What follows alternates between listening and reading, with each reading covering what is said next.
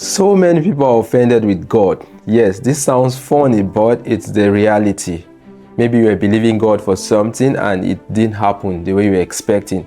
Maybe you were believing God for a fruit of a womb, you were believing God for a visa, a job, for your career. So many things. People have different expectations. Maybe it didn't come to pass and they are offended and they are worried that I prayed, I fasted, I sowed seed, I was committed, I follow all the norms, all the principles, but it didn't come to pass and they're offended. Some people are even angry, they're not going to church. Again, I prayed, we've been doing this and that, and nothing happened. I'm still at the same spot.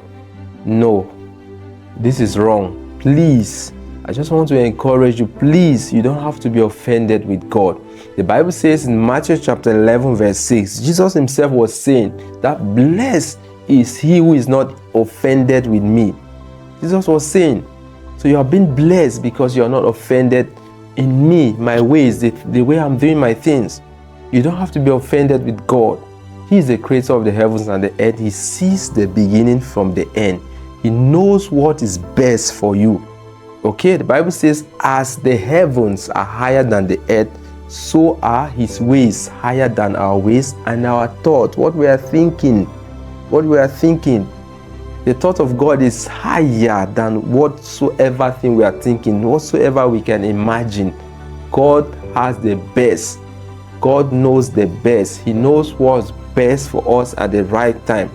Okay, God is never late. So in our own eyes, we might see that he's late. No, God is just on time. Okay, it is never late.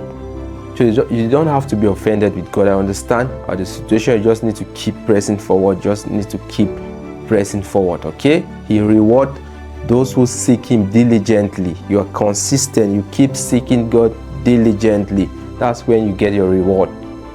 Okay, please do not be offended with God. Keep trusting God.